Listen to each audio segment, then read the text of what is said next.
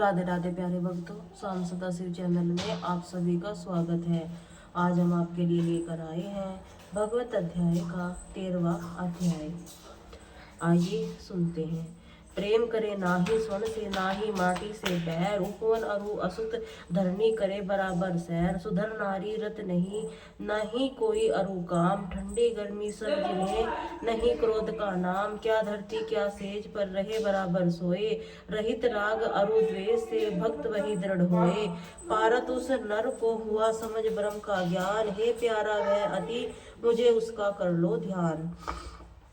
भक्ति योग को बताकर भगवान ने फिर अर्जुन से कहा, यह शरीर क्षेत्र कहा जाता है और इसके ज्ञाता को क्षेत्र, ऐसा इनके तत्व जानने वाले कहते हैं। समस्त क्षेत्रों में हे अर्जुन, क्षेत्र अर्थात जीवात्मा तुम मुझको ही जानो। अक्षेत्र और अक्षेत्र का वास्तविक ज्ञान मेरे मत में जान है। अक्षेत्र जैसे भी है, जिस विचारों से संयुक्त है तथा जिन कारणों से उत्पन्न हुआ है, इसके अतिरिक्त उस क्षेत्र का जो कुछ जैसा प्रभाव है वह संक्षेप में सुनो। ऋषियों ने बहुत प्रकार इसका वर्णन किया है। यह विभिन्न प्रकार के वेद मंत्रों उचित रूप से निश्चित किए वे ब्रह्म सूत्र के पदों से भी वह उसी प्रकार कहा गया है। पंच महाभूत, अहंकार, बुद्धि, मूल प्रकृति, 10 इंद्रिय, मन तथा इंद्रियों को पांचों विषय, इच्छा, द्वेष, सुख, दुख, स्थूल शरीर, चेतना और घरती, ऐसे विकारों रहित संक्षेप में यह क्षेत्र कहा गया है। अभिमान और पाखंड के प्रभाव, प्राणी मात्र के प्रति दया भावना, किसी की सताने से अरुचि, सरलता, गुरु सेवा, अटूट श्रद्धा, तत्परता, बाहर भीतर की शुद्धि, मन का शयन, शरीर का इंद्रियों रहित निर्भय शारीरिक भोगों को अनासक्ति, निरंतरा, जन्म मरण, बुढ़ापा, रोग इत्यादि अवस्था को, दुख एवं दोषों का विचार, स्त्री पुत्र ग्रह और संपत्ति आदियों से ममता, त्याग, प्रिय अप्रिय की प्राप्ति, उदासीनता, हर्ष और शोक रहित होना, एकमात्र मेरे प्रति व्यभिचारिणी भक्ति, एकांतवास, जन समाज में विचारा, अज्ञात ज्ञान से स्थिति, सर्वत्र परमात्मा दर्शन, यह सब कुछ ज्ञान है। इसके विरुद्ध जो कुछ भी है वही अज्ञान कहा गया है। जो वस्तु वास्तव में जाननी चाहिए, जिसको जान लेने के पश्चात मनुष्य पूर्ण आनंद का अनुभव करने लगता है, न तो वह अनादि कथनीय सृष्टि का आदिकरण कहा जा सकता है और न इसके विपरीत असक्त भी कहा जाता है। सब ओर से हाथ पैर नेत्र सर पर मुख वाला, नेत्रों वाला भी वही है। कारण है कि समस्त संसार की स्थिति उसी में है। समस्त इंद्रियों के विषयों का ज्ञाता वह स्वतः ब्रह्मा, इंद्रिय रहित गुणातीत होता हुआ भी अपनी परम गोपनीय योग माया से समस्त विश्व का धारण कर पोषण करता, गुण भोगता है। स्थावर जग में आदि समस्त प्राणियों के भीतर बाहर परिपूर्ण रूप से वही व्याप्त है। चरोराचर रूप से भी वही सबसे दूर और सबसे संग अविवेकनीय भी वही है। संपूर्ण प्राणियों में आकाश की भांति एक होता हुआ भी अलग अलग दृष्टि गोचर होता है। वही जानने योग्य विभु ब्रह्मा विष्णु महेश नाम से विख्यात होकर सृष्टि करता, पोषण सहारक होता है। निराकार ब्रह्म माया से परे होते हुए भी ज्योतियों का ज्योति बोध स्वरूप ज्ञान है।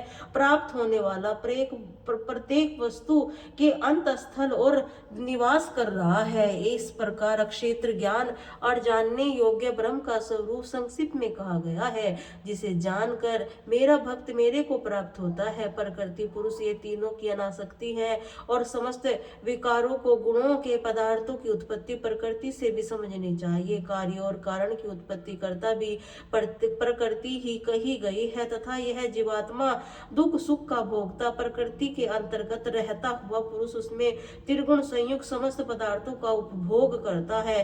त्रिगुणों का सहवास भी नीची ऊंची योनियां जन्म ग्रहण करने का हेतु है। इस शरीर में स्थित होता हुआ पुरुष उपदष्टा, अनुमंता, भक्ता, भोक्ता, महेश्वर तथा परम पुरुष परमात्मा कहा जाता है। इसी प्रकार गुणों के साथ जो मनुष्य प्रकृति पुरुष के समझ लेता, उसको शारीरिक दिशाओं में रहते हुए पुनः जन्म नहीं लेना पड़ता।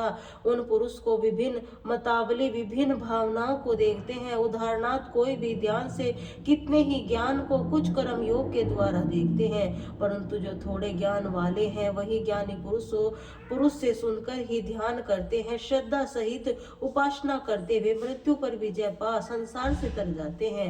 हे अर्जुन, चलने और न चलने वाली जो वस्तुएं संसार से उत्पन्न होती हैं वह सब क्षेत्र अक्षेत्र का संयोग से ही होती है। वास्तव में तो जो पुरुष नासवान चराचर प्राणियों के परमात्मन को स्वभाव देखता है, देखना सत्य उसी का है। सबके समान रूप में रहने वाले परमात्मा को तो देखता है, वह अपने को आप ही नष्ट नहीं कर लेता।